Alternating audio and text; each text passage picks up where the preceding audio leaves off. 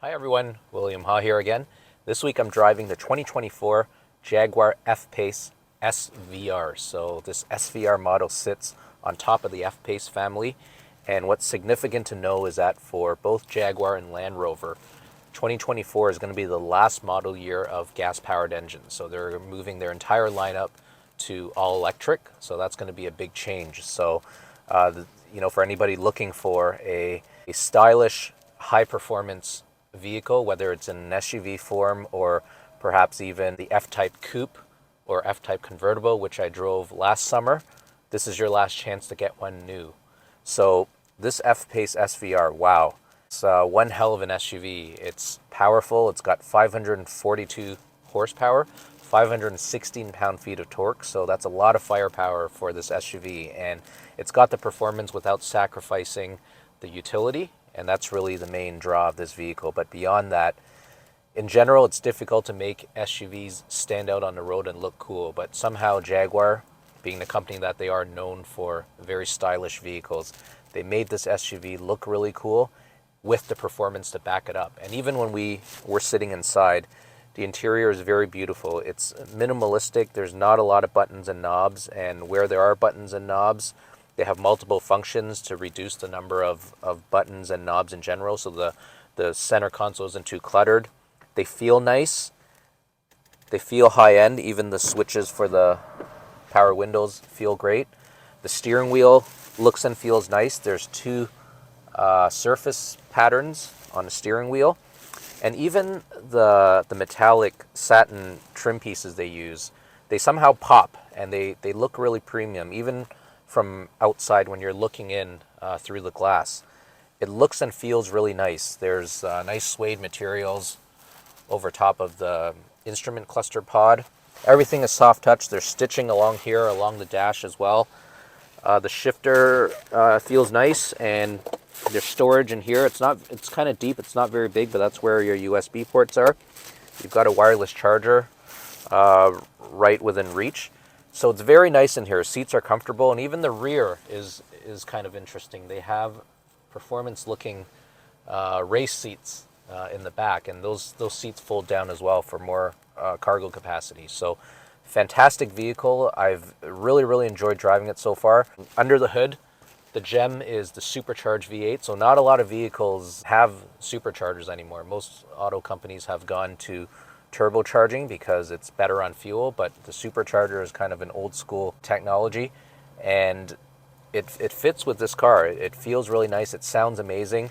There's an active exhaust button that you can press to get more sound, and even when you fire up the engine, there's a menacing tone that comes out of the exhaust that lets you know that this SUV means business when it comes to power and performance. So fantastic. I'm enjoying it a lot so far.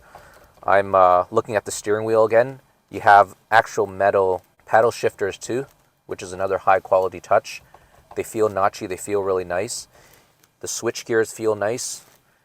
And I'm going to go into more detail on the styling, and we'll talk about the cargo space as well, and then I'll share my final thoughts on this vehicle.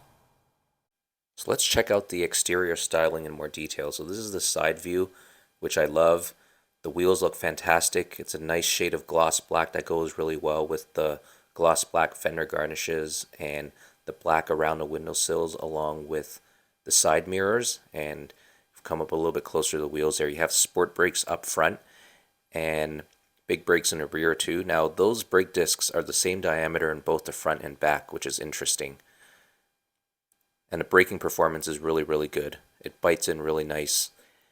And if we look at it from the front quarter view, the grille is blacked out too, along with little touches on the bottom of the bumper on both ends.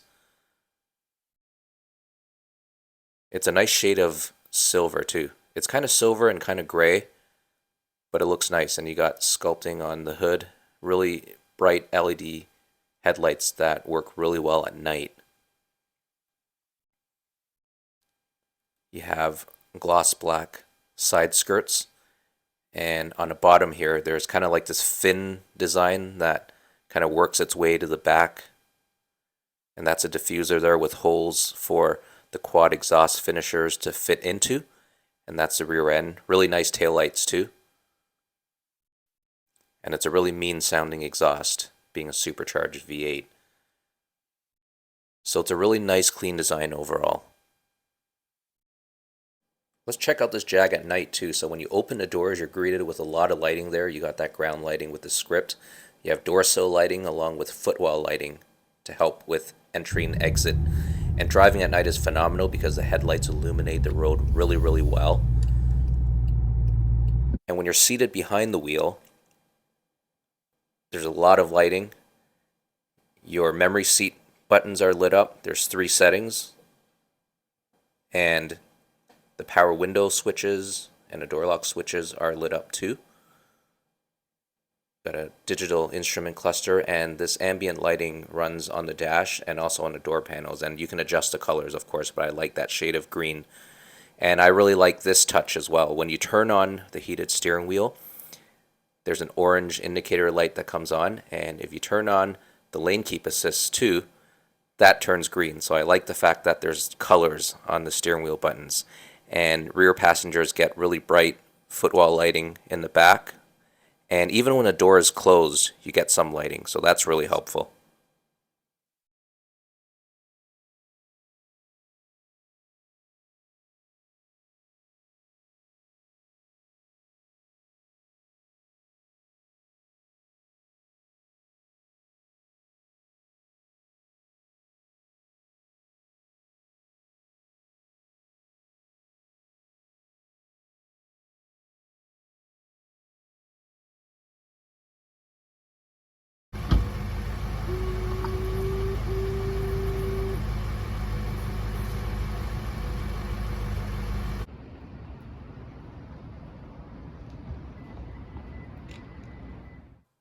I want to take a moment to talk about the center console because I really like it.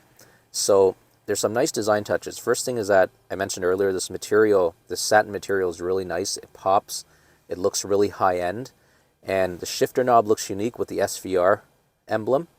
And these knobs have kind of like a soft knurling that looks really nice. And the start button looks cool. So the start button's mounted on the console, not on here like on most vehicles, but it almost looks like a watch face, which is kind of unique. And then if you fire it up,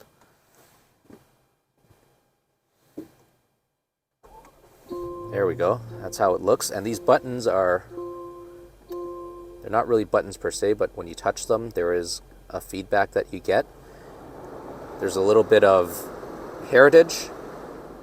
Which tells you that Jaguar was established in 1935. And these are the buttons for your active exhaust and to turn off your stability control, and you can switch your drive modes to your liking. The screen's really high resolution, but I really like this shape that looks like a watch. For people who like watches, maybe they can appreciate that.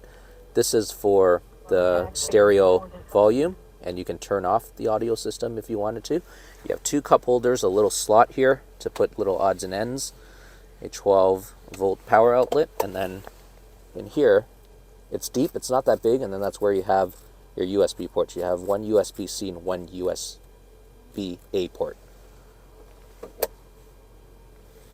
This is an interesting dial. You have one on each side, one for the driver and passenger, and you turn this dial to control your climate temperature. Now, this dial also controls your heated and ventilated seats, so to get into the seat mode, you just have to press the middle button and then you turn on either your ventilated seats or your heated seats.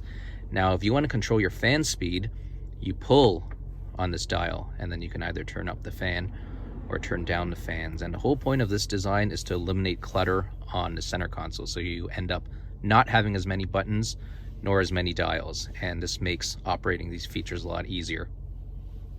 There's a blinking on the engine start-stop button, and that blinking mimics the resting heart rate of a Jaguar, the animal, which is 72 beats a minute.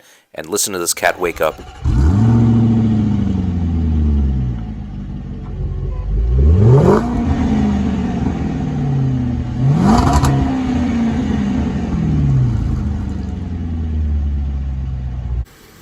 Another thing I want to give Jaguar kudos for is the fact that this entire door panel is made of soft touch materials.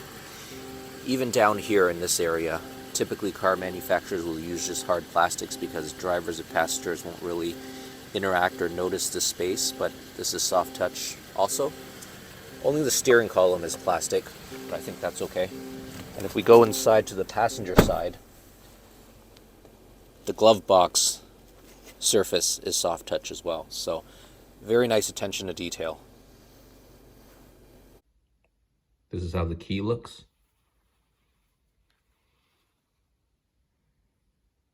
Let's take a look at the cargo compartment. There's a button underneath. It opens up very quietly. The motor is really quiet, which is remarkable. Not all vehicles are. Now this is the trunk space. It's pretty squared, fairly good. There's a little pocket here for little items. It's got the ugliest spare tire I've ever seen on any vehicle, but otherwise it's got a 12-volt outlet, so no household plug.